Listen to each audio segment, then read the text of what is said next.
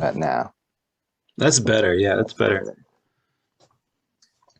Okay, so that should be going to my voice. Yep. So Okay. as I'm Okay. talking, Yeah.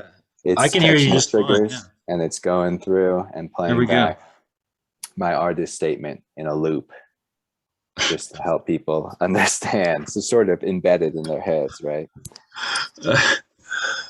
Okay. Well, I'm gonna catch everybody up in real time because I don't know what's going on either yet. I'm Travis Walker, and I'm with Teton Artlab, and this is the Uncommon Artist. And this is a talk that's part of the Uncommon Artist Residency, which is winter spring residency that we do with the Anvil Hotel and the Art Association of Jackson Hole. And it's supported with a grant from the Community Foundation of Jackson Hole. So we're really grateful for all of them for making this happen. Brandon is an artist from Baltimore, and he's been here for about 2 weeks, exploring the winter landscape and checking out the sites. And he has, is it a degree in interdisciplinary arts, or how would you describe the degree? Yeah, it's the MFA in intermedia and Intermediate. digital art. Yeah, Okay. intermedia. Mhm. Yeah. Okay. Well, and you've been applying that the last couple of years to your practice and to some of the stuff you did out here. So we're really excited to see what you have to say and to hear more about you and your process. So I'll give it to you. Great. Thank you, Travis, for setting this whole thing up and helping me out along the way. And thanks to the Anvil Hotel for hosting me, and the Art Association of Jackson Hole, the Community Foundation of Jackson Hole, for letting me come here and explore the winter landscape a little bit.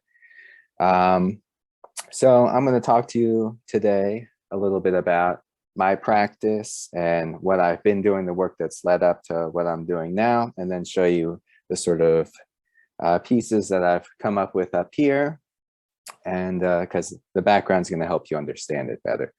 So in one of your other screens here is going to be pretty much a sample of what I do, right? So this is single word slides, and psychologists call it rapid serial visual presentation. So it's one word at a time. And you can control the speed of it, but this one is pretty much a understandable level, consciously understandable.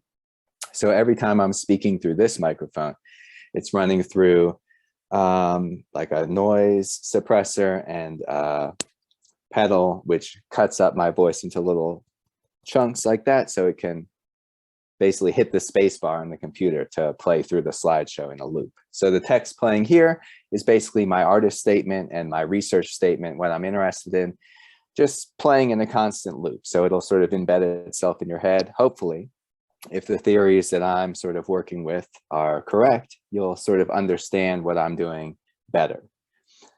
So let's start off here, and I'll do a little screen share and see if I can. Let's see, can you make me a host? Let me do it over here.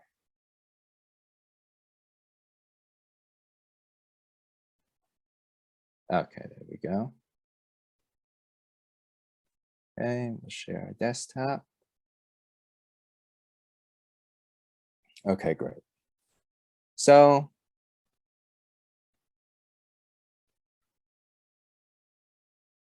this is my Uncommon Artist talk. Okay, so essentially, I've been here since January 1st, staying at the Anvil Hotel, going out into Jackson Hole, went to the Teton National Park, went up to Yellowstone, just checking up on the winter landscape. Never really been in any this far up north west of the country before, and never experienced a climate like this before. So that was sort of what I pulled into my work. So just to start off with my artist statement, really, which is playing back here. So I'm an intermediate artist, and I invent new methods of multi-level reading, writing, and listening. Okay, so I create and play back text and audio by performing everyday or absurd gestures with objects or in locations. So basically that means I'm interested in finding new ways to read. Okay, so finding new ways to interact with text and new ways to interact with audio so that we are not just sitting passively listening to it, but it becomes this interactive thing, right? So I was doing some research recently, and it's like they said babies in cribs like kick, and when they can experience an interactive mobile, like they enjoy it more. They smile and they giggle when they can kick something at the edge of their crib, and that makes the mobile spin around instead of just watching the mobile spin around like that. So my work has something to do with that. It's about uncovering or recovering that sort of phenomenological joy or interest that was there with stuff we've done a billion times in our lives. Okay, let's see if we can do it here. Okay, so what I do is I trigger simple switches or sensors fitted to objects which control the speed of playback. So an example of that is my voice here triggering the playback of the text in the other screen.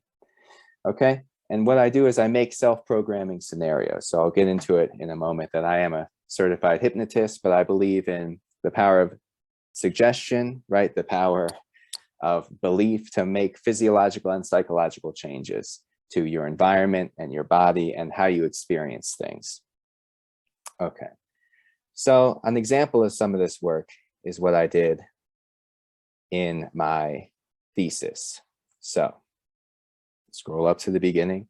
So my thesis work for my MFA involved me basically triggering text to play back to me during everyday activities. So this one was where I was in a bathroom vanity, right? So I'd go to the bathroom every day. We go to the bathroom multiple times a day. We stand there, we stare at ourselves in the mirror, whether we're washing our hands, brushing our teeth, you know, grooming. So here I would stand and bump my knees up against the pedals here. And then in this smart mirror, text would play back to me. So let me show you just an example here. Okay, so I was just rubbing in hand sanitizer. And as I hit my knees against that, text would play back in the smart mirror screen here, which you'll be able to see.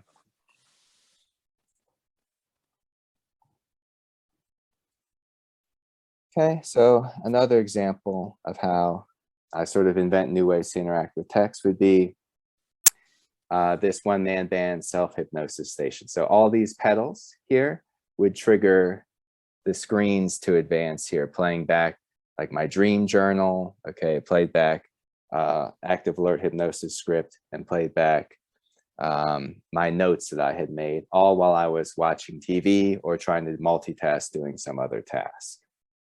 Alexa, set a timer for 3 minutes. Another example would be this kitchen pantry self-hypnosis station, which would be when you're at your pantry trying to choose what to eat, you can flash back words on the screen while you're tapping your fingers against the side like that, triggering back healthy eating tips, what you should choose from the pantry to sort of subliminally influence your choices.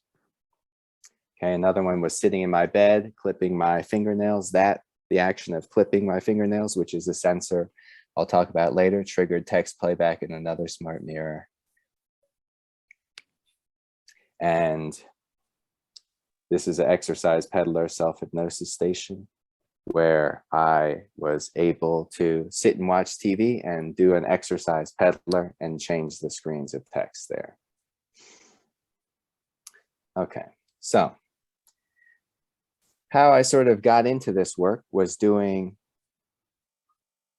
really triggerable actions. So this was a mantra mouth guard. So it was a little bone conductor, which is like a little audio speaker that I put into this mouth guard here. And every time I would do a sit-up, it would chant back to me the Hare Krishna mantra. So I was thinking about pairing things, making life more efficient, making self-programming more efficient, sort of habit stacking, putting two activities on top of each other to get a better result. So that's the sort of sit-up machine I used, and each time it would click, each click would register one of the syllables of the Hare Krishna mantra. Okay, and then I started thinking about applying that to other things where we have triggerable actions, right? So typing on the computer, each time I type on the computer, I can also trigger text or audio. Setting the alarm, right? What about you leave your house every day, you set the alarm and it says a little prayer for you each time you press it in. So you don't have to waste your time saying that yourself. Another would be every time you're microwaving food, right? Just like the pantry, when you could suggest something to yourself, or you could hook it up to your odometer and sort of give you a better, safer trip towards wherever you're heading. So a lot of my work deals with this idea of the classic American quick fix, right? It's like, how can you improve yourself and get better, essentially with no effort, right? So you see all these diet fads, all these weird exercise machines that are really, on whether it's QVC or anything like that, or sometimes we'll get the Amazon ads for them, right? But it's like easy ways to do it. Like if you eat this, you'll lose weight faster. If you do this, you'll have these benefits, right? So it's almost like, how can no extra effort get you these things? That's sort of the cultural like touchstone of what I'm interested in. So this really began with the psychophone with this guy, A.B. Salinger, right? So he was playing positive message of a subliminal nature while you slept, right? So you've heard of this language learning while you slept and things like that. Well, this was the first one that really did it. Okay, then still in the early 1920s, this was the really original self-help guru, Emile Coué. Okay, and he invented this affirmation, every day in every way, I'm getting better and better, which you're supposed to say 10 times before you wake up, or right after you wake up, 10 times before you go to sleep. And just saying that sort of carries this better life through the day, right? So you should start saying that. I've been saying it for now a couple of years, and I would say my life is improving, right? So I'm interested in sort of adapting this idea of auto-suggestion. So not before and after sleep, but sort of layering it over activities and making it no effort. So I don't have to say it, but I can do things and they can say it for me, right? So every time I brush my teeth, I can make a sensor that says it for me, or things like that. Every time I chew, it could say it. And then my work now sort of expands it into other self-programming things. So it's not just every day in every way I'm getting better, but it could be things like getting warmer, right? Getting more nutrients out of food, things like that. So I am a certified hypnotist through this guild established in 1950, the National Guild of Hypnotists, okay? I was certified in the summer of 2019, okay? But for those who don't know about hypnosis, basically the real definition of it is the bypass of the critical factor of the conscious mind, which is sort of like reason, right? It's your logic or reasoning mind, combined with the establishment of acceptable selective thinking. Okay, so you have to be, it has to be acceptable thinking, right? It can't be totally outlandish. It can't be like, I'm going to be able to fly off my balcony today, right? Because there's a part of you instinctually that knows that's not true. So you can't really do that. But if it's something that is acceptable and believable to your subconscious, this is where you can sort of start to play around with shaping your own reality. And then we have to have selective thinking, right? We have to focus attention intensely on a small number of stimuli. And this is really the area that I experiment with really multitasking and sort of focusing on a larger area of stimuli to sort of confuse yourself, bring yourself to a different mental state to be able to absorb information differently than you originally would. So these are the basic 4 stages of hypnosis: intake, somnambulism, change work, and then to generalize. Right, here's proof, so you don't think I'm lying about this. Certified, and then here's my guild membership. Okay, but classically hypnosis is always like you're getting sleepy, right? You're getting sleepy, you're relaxing, and sometimes it's like this progressive relaxation thing, right? So that was the way I was trained, but I wanted some way, if I wanted to pair it with my everyday actions, with things I'm doing, I'm not going to be sitting down all the time like in a haze, but I wanted to pair it with movement. So I discovered there is a whole hypnosis area okay, in psychology, which is active alert hypnosis, okay? And this is sort of what you get to when you think about runners getting runner's high, right?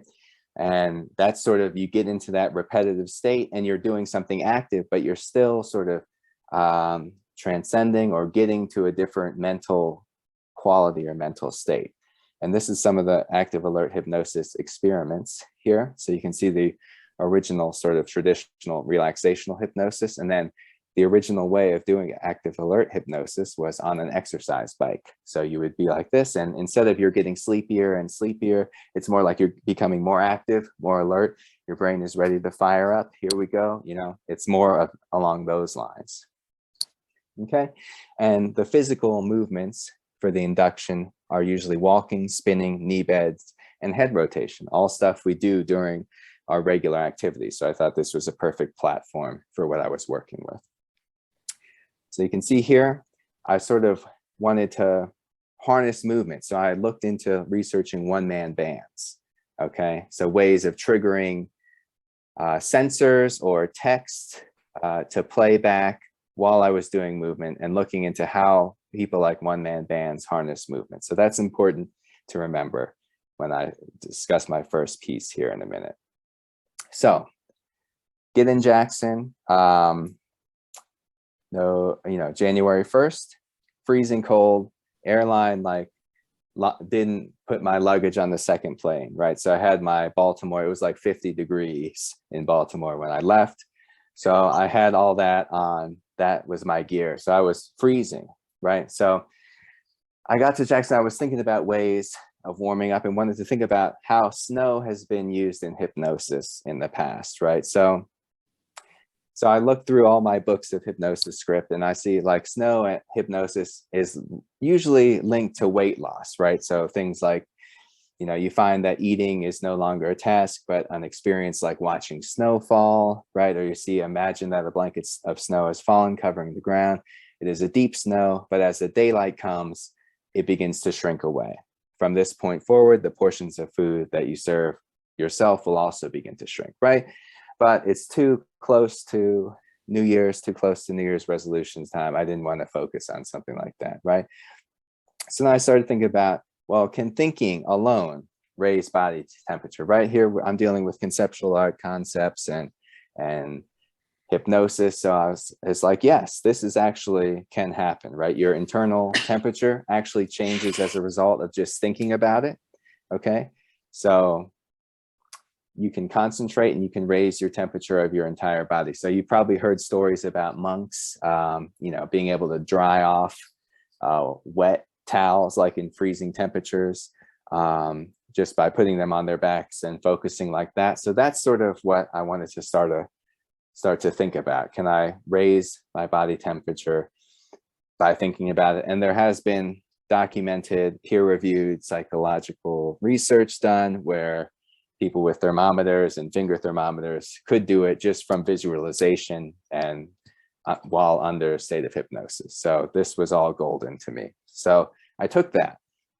Okay. Then I started to think about, like, really what am I afraid of happening up here, right? So I got up here, I was hearing a lot of talk about avalanches and things like that, which is something really I have never, considered much before. So I was looking into how they're prevented, and there's the stuff I've never even heard of, right? Being born in DC, living in Baltimore now, called an Avalanche Airbag, right? Which is this huge airbag that inflates from a backpack that is designed to prevent the wearer from being buried, right? And it improves your chances of survival by 50%. So I was like, why is that the case? So the case is because it's this Brazil nut effect, right? Which is where the largest particles in some mixtures tend to gather at the top when shaken, right? So it's also called granular convection.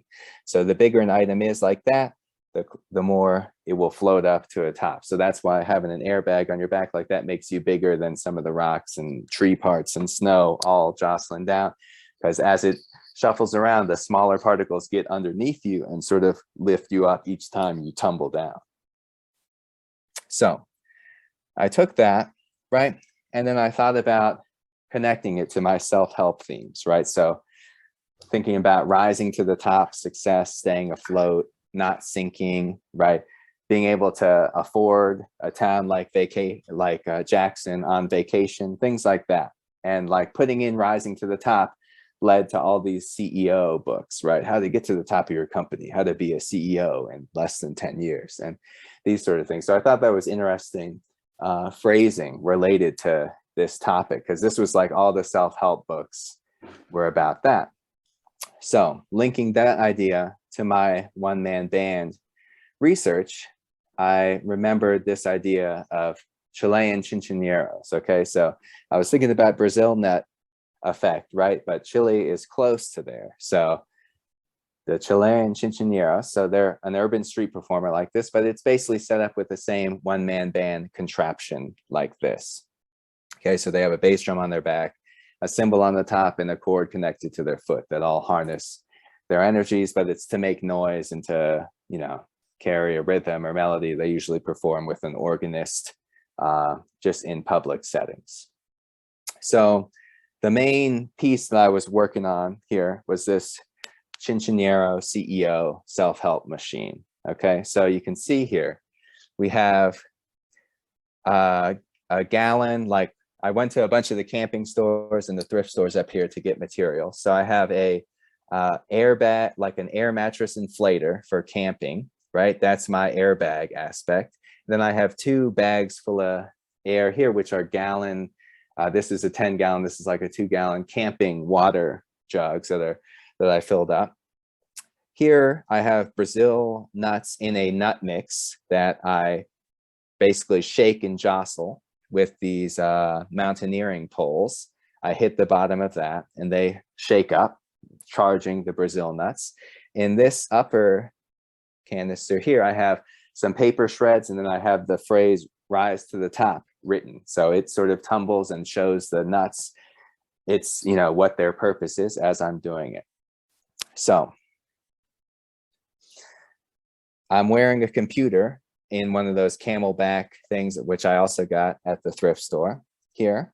And then I have one sensor at the bottom of the nut bag here, which activates each time I hit it with the ski poles. So each time I hit that, it's playing back an image to me in this wearable display that's on my glasses here, which I'll show you in a second. Okay, but it is playing back frames of rising. So I went around Jackson, I went up the gondola, I did the snow tubing over here. I took some video of that, took frames from that. So this idea of rising to the top, I was playing back to me in video evidence as I hit those nuts and sort of did their rising as the Brazil nut effect happened, wearing the Avalanche Airbag gear. So let's see, I have a video of it here. So you can see here, I'm hitting the bottom. As I hit the bottom, the nuts jostle up. It's shaking the paper shards.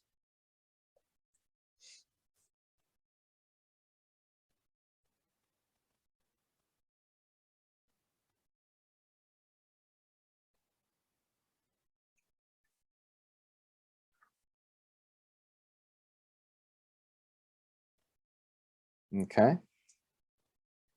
So, okay. So now I'll show you some of the rising frames that I took here. So here we have the Anvil Hotel steps going up to my room. So this is one of the daily, remember, I'm trying to connect this stuff to daily activities.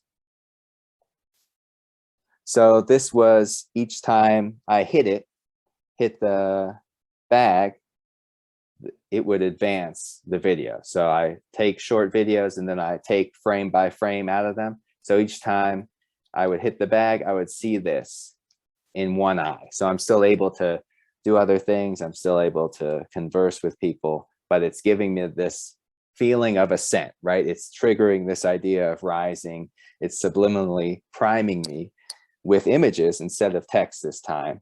You know, that's Jackson related. and snow related because of the avalanche airbag thing. So that's one of the rising things that I was playing back to myself. And had this been an in-person artist talk, people would have been able to try some of this stuff out. And it would have been easier to demonstrate. Another was I did the gondola, okay, and took video going up the gondola here at the Snow King Mountain Resort.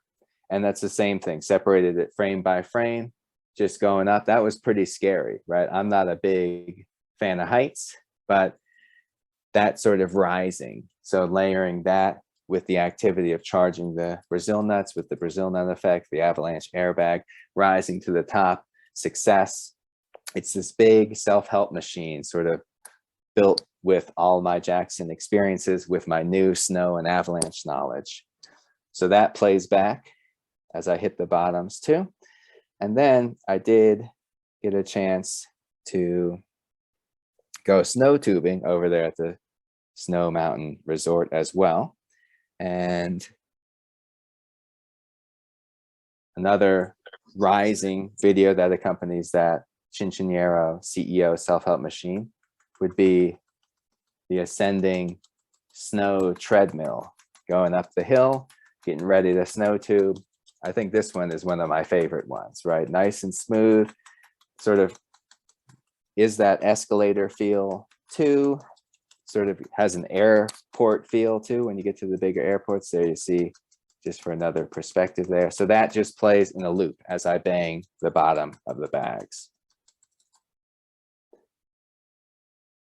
And then there was one more. I did have a chance to get to Yellowstone, and the last rising video I made and will show here is actually Old Faithful erupting, right? So that's the biggest rising thing here. And again, it's frame by frame. This one's a little slower to do it, but you can see slight changes as it erupts and shoots pretty high into the air. So that was another rising piece tied specifically to this work.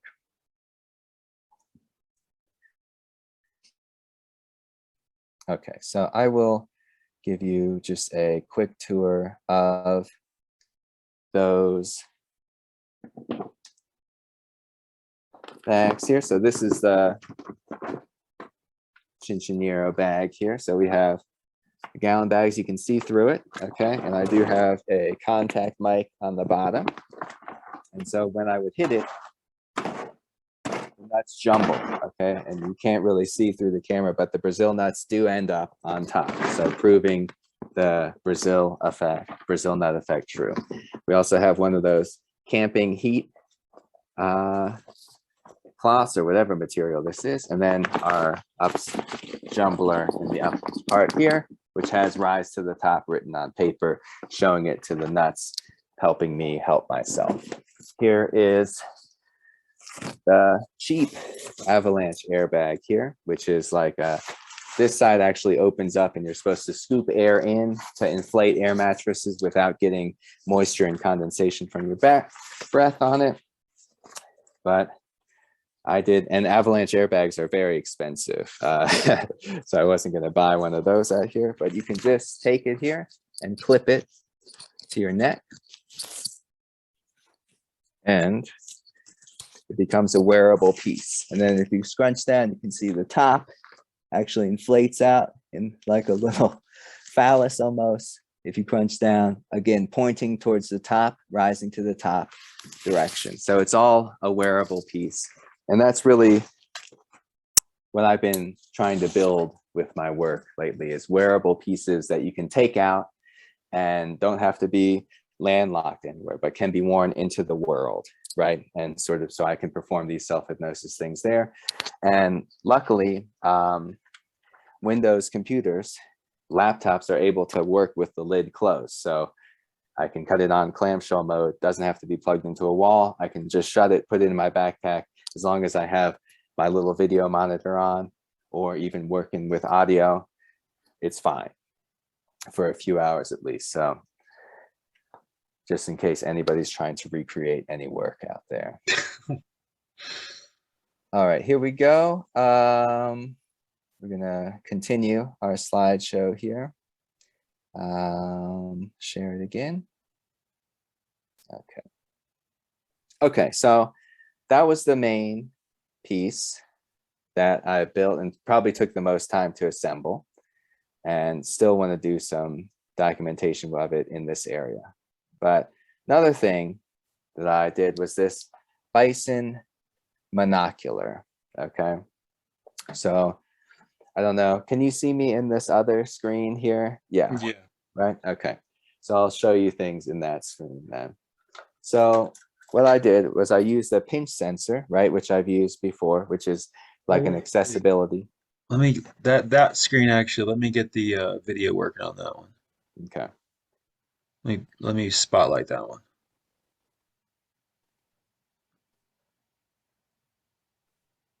All right, I think that brings up the spotlight on that. There we go. Okay. Yeah. So I'm able to basically hold an object and pinch it, right, in order to trigger text to play back. So in this example, I was playing back text to speech about how to protect yourself from bison, right? So what to do if a bison charges you, right? Because I had never encountered a bison before. First day in Yellowstone, the bison came out of nowhere, was like 10, 15 feet away from me. And I don't know. I was like, I don't even know what to do. Am I supposed to scream at it? Am I supposed to crouch? Am I supposed to freeze? So I took some information about bison, right? And what to do if a bison charges you. And this is just a sample, and separated out into syllables so the computer could play it back to me, could speak it back to me, so I could listen to it as I was doing things within the park to sort of. Did you get this from the Park Service? Just to interrupt you. Is this from like the Park Service's flyer? Yeah, it's from one of the websites of the Park Service. I didn't give it. I don't think I gave that to you. So No, sorry. no, that's good. And let's see. So here is an example of me wearing it here.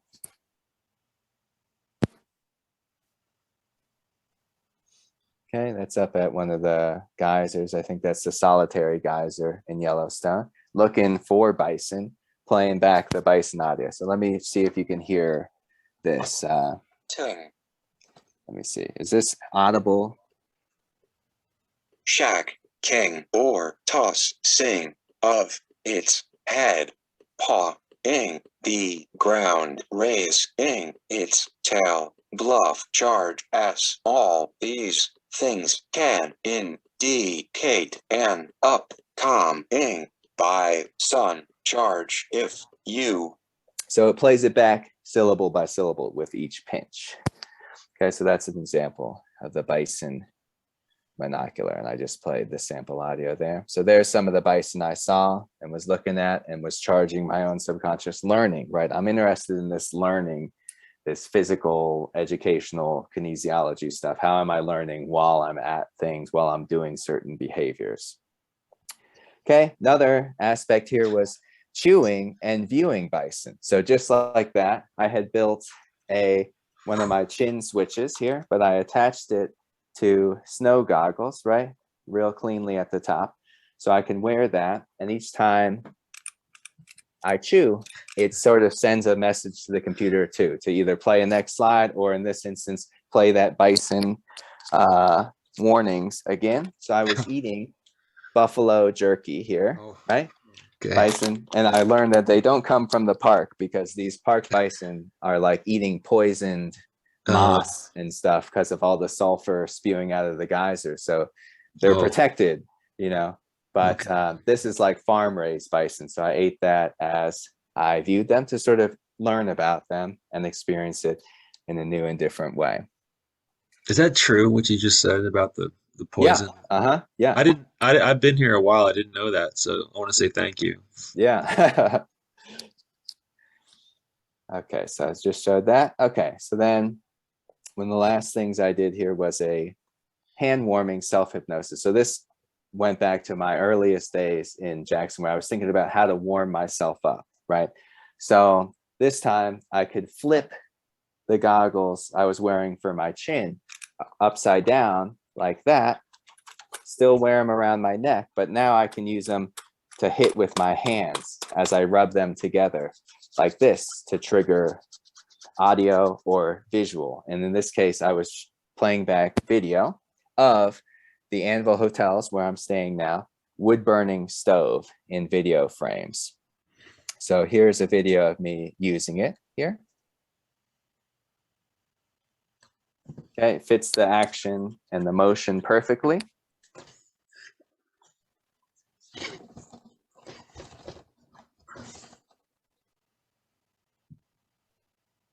Okay, and that's in Yellowstone also.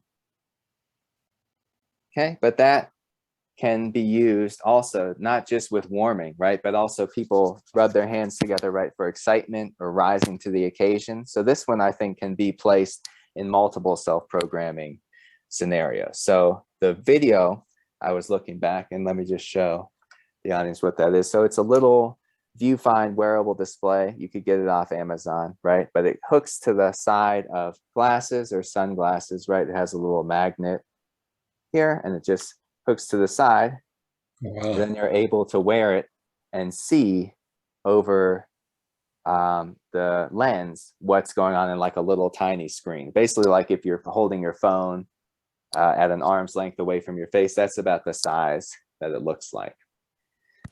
So I, in order to help myself and self-program myself to warm, was playing back footage of the Anvil Hotel's wood burning stove. Okay, and that was just here.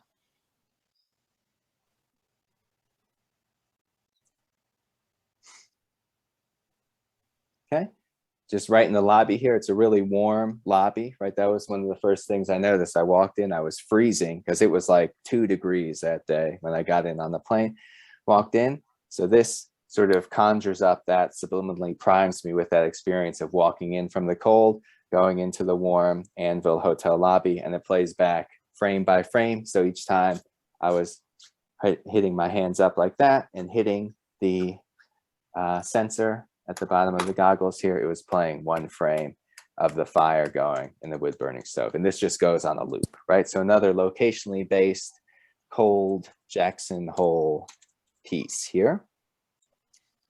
Okay, and then we just have one more piece here to show, and that would be the chewing ginger at the geyser, right? So when I was looking here and I was looking at what food to eat in terms of what can warm you up, one was peanuts, which also led to the nut mixes being used here, right?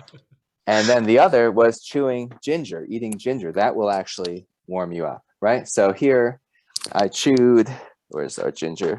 Ginger pieces here from the Pearl Street Market, right? Gingins. Wow, those look really good. Buddy. Wow. I was chewing those in front of a geyser, right, to stay warm, right? And I was playing this text back syllable by syllable in the computer. Ginger is known to be good for digestive health and can stimulate thermogenesis. It's also a diaphoretic, which means it will help your body warm from the inside out.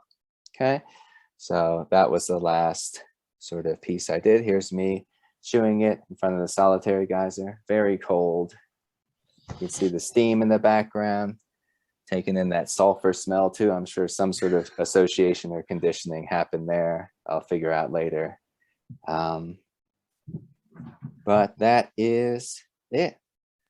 That's the work I've produced here, and I'm still going to do some more with the Chinchonero CEO machine. That's impressive for just, I mean, you've been here 13 days. Yeah, that's really impressive. I guess the first question I have after I've looked at that last round of stuff at Yellowstone is, was anybody around at all? I mean, it's a pretty remote place, and this time of year especially. Was anybody watching you do that? And if so, did you have any conversations? Right. So the park was nearly empty, right? I mean, apparently it's only 3% of Yellowstone's visitors come during the winter. So like seeing Old Faithful erupt, there was like 5 or 10 people scattered around, when the guides were saying in the summertime, that's like 5,000 people. could be around. So I went around there. I was not around that many people. I went up there around there with my girlfriend. She helped document a lot of this material. I'm grateful for that.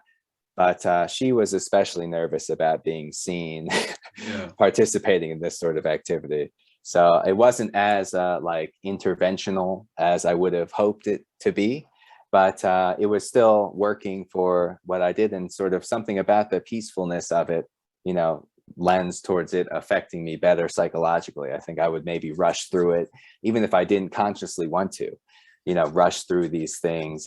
But this, with nobody around, you can really take your time, set up, make sure it's working right, and then have the true self-programming experiments commence. Yeah, I mean, some of that work, I've honestly never seen anything like what you're doing. I don't know how to describe it. I tried to describe it to a couple of people today, and I just started kind of laughing to myself because I think you kind of have to see what you're doing to even try to begin to tackle it. Like, and then I said, yeah, he's also a licensed hypnotist. And you got that as part of the degree, right? As part of your MFA. So it wasn't like you were a hypnotist and then you wanted to be an artist, and you know, it was like this thing that you pursued jointly with your MFA, right? Right. I needed a way to sort of, I mean, part of this, like working with suggestion and the way I do, is that you have to like prove competence, right? So being a certified hypnotist helps me prove it even to myself that this is workable stuff. Like, I've done the research, I put in the time getting that certificate.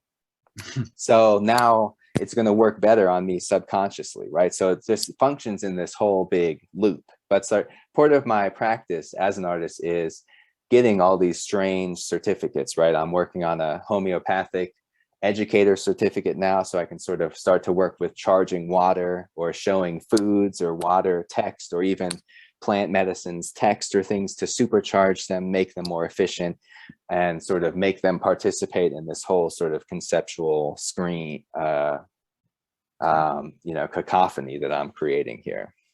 Yeah, and you're learning like a shitload, like the whole time you're doing these projects. I mean, that's part of what's so amazing about art in general, is like you do learn a lot about random stuff. Like, you threw a couple of facts out there I've never heard anybody pull out in 20 years of living in Jackson. Yeah, that the buff, I didn't know they ate poison moss. That's crazy. No idea. That's not a fact they want to like put out there when they're serving the burgers in town. Right. Right.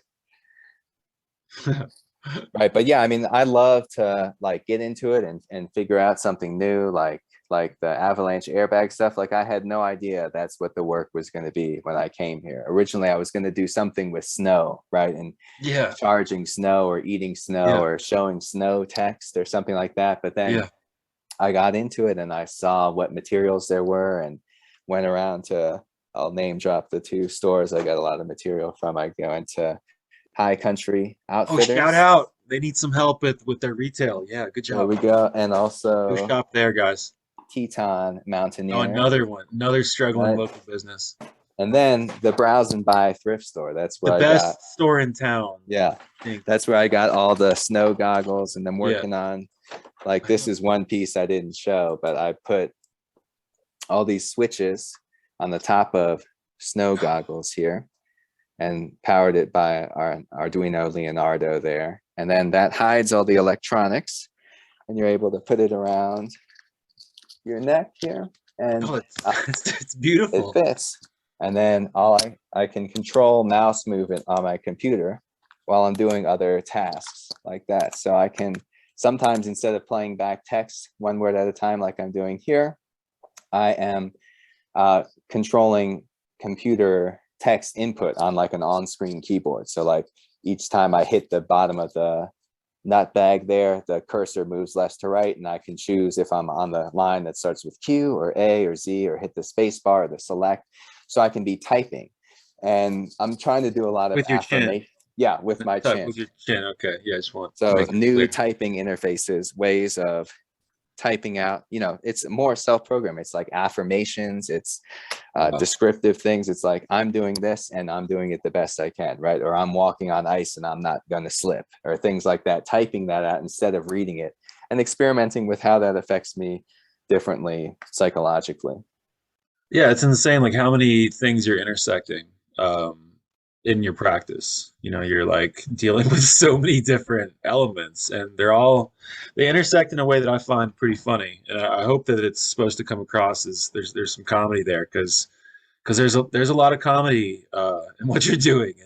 And Absolutely. as a tourist too, when you combine the element of like, okay, now I'm a tourist and I'm out here, and people look ridiculous in our landscape when they're tourists. For the most part, they're usually just taking pictures, they're oblivious. And then combined with, like, you know, you've got your chin keyboard and your airbag. I mean, just I can't believe you were walking around with that airbag thing on. I don't recommend anybody that's watching this to ever use that airbag actually in an avalanche. But no, it's like, yeah, just thinking about it in a different way.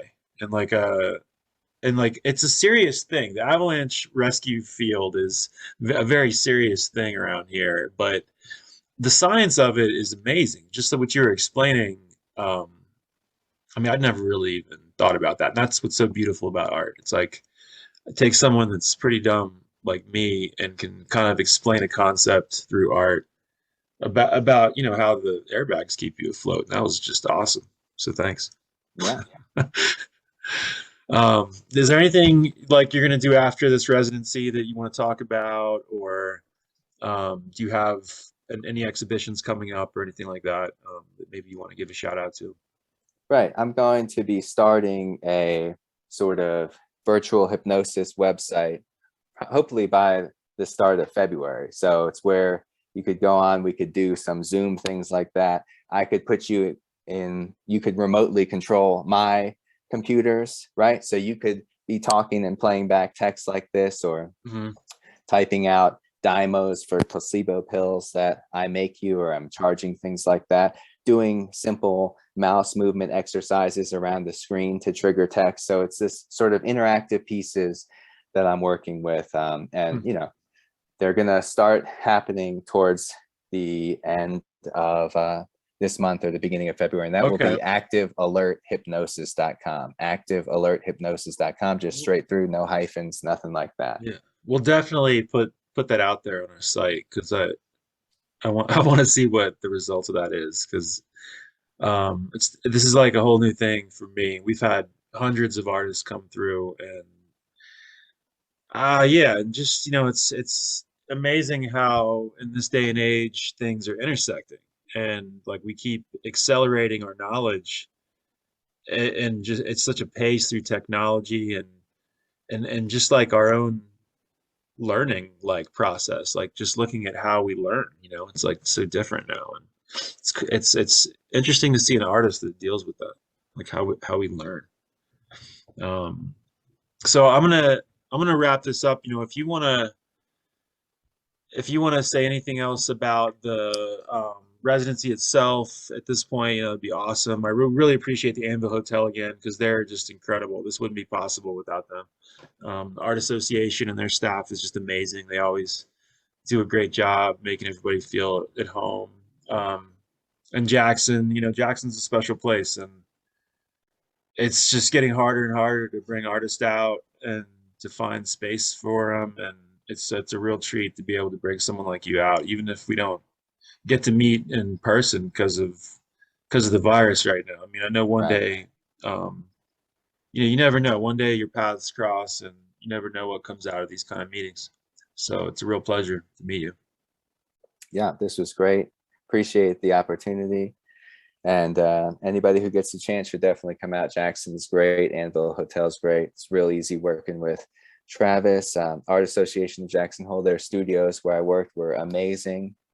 Right, huge space. I was really grateful to have space to pace and think. Like, I'm a big pacer when I work and think, so I like to have myself on the table and then walk in huge loops around the room. So it's been a while since I've been able to do that.